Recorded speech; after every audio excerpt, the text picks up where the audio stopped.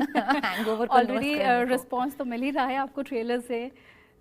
या it's been a good response, पर film picture अभी बाकी है। बिल्कुल। अजय देवगन के साथ पहली बार जी। ऑन स्क्रीन अपीयरेंस रहा, पहली बार स्क्रीन शेयर की, कैसा एक्सपीरियंस रहा उनके साथ? फैंटास्टिक एक्सपीरियंस रहा। मैं जितना कहूँ कम होगा। It was genuinely such a I opening experience के इतने बड़े सुपरस्टार होने के बावजूद वो इतने डाउन टू अर्थ है और इतने कोलैबोरेटिव है, इतना वक्त देते हैं सीन्स को, मोमेंट्स को।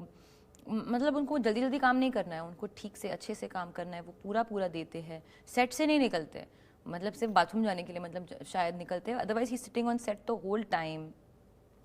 बातें करते हैं, डिस्कशन करते हैं, मतलब पैकअप होने के बाद भी अगर हमको ब्लॉकिंग और डिस्कशन करना है वो उसके लिए आते थे। वेरी कनेक्टेड, सजेशंस देते हैं।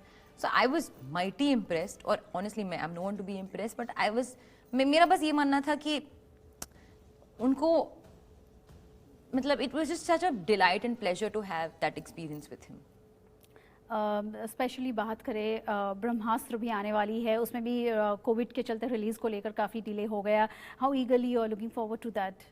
वेरी ईगरली, और that's also something that has been going on for many years, बहुत साल हो गए हैं, और finally it's coming, going to see the light of day, तो वो भी बहुत एक्साइटिंग है। अब स्पेशली इस फिल्म की बात करें तो इसमें शूटिंग के वक्त लाइक माहौल कैसा रहता था? बहुत सीरियस और एकदम सब काम में डूबे हुए, या प्रैंक्स भी होते थे सेट पर? नहीं, प्रैंक्स ये सब मेनली रूमर्स हैं कि लोग प्रैंक्स करने के लिए टाइम ही नहीं है सेट पे।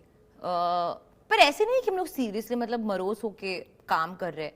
हाँ, हार्ड वर्क है, सीरियसनेस है, पर अगर कुछ फनी होता है हम लोग सब हंसते हैं, क्योंकि मतलब वो नॉर्मल है ना, हम लोग पनिशमेंट नहीं है, हम लोग काम पे जा रहे हैं, और सब क्रिएटिव प्रोसेस है। क्रिएटिव प्रोसेस में there is a lot of fun, but it is a hard film to make, क्योंकि कैरेक्टर के ऊपर बेस्ड है और बहुत इंटेंस मोमेंट्स हैं।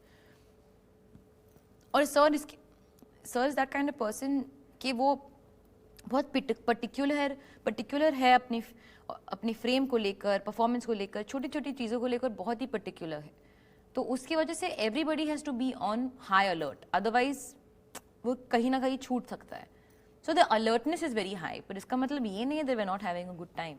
राइट। ये जो कैरेक्टर है गंगूबाई, ये काठियावाड़ी कैरेक्टर है, तो इसमें आपको गुजराती एक्सेंट सीखना पड़ा या उस पर किसी तरह का आपको काम करना पड़ा, preparation? So there are few things जो, अगर काठियावाड़ से ये लड़की है तो ये कुछ शब्द अलग से बोलेगी।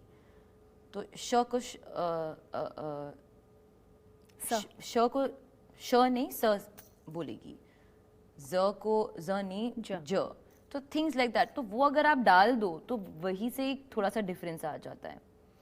और चलो नहीं बोलेगी, चालो बोलेगी, राइट। You know. और फिर like small things like that, so few things और वर्ड्स को सर्टेन तरीके से प्रोनाउंस करना था।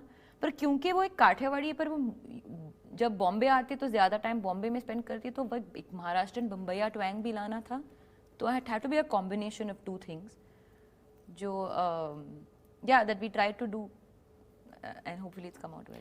एक तरफ गंगूबाई है, दूसरी तरफ राजी के कैरेक्टर की बात करें, उड़ता पंजाब या हाईवे, इसमें आपने जिस तरह के बिल्कुल ही अलग तरह के किरदार किए हैं, आपको लगता है कि आप जितने तरह के किरदार करना चाहती थी वो सभी अब तक आपने किए हैं, या you are waiting for something else?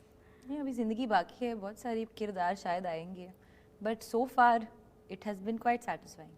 कौन सा आपका सबसे बेस्ट परफॉर्मेंस आप समझती है, आपके हिसाब से कौन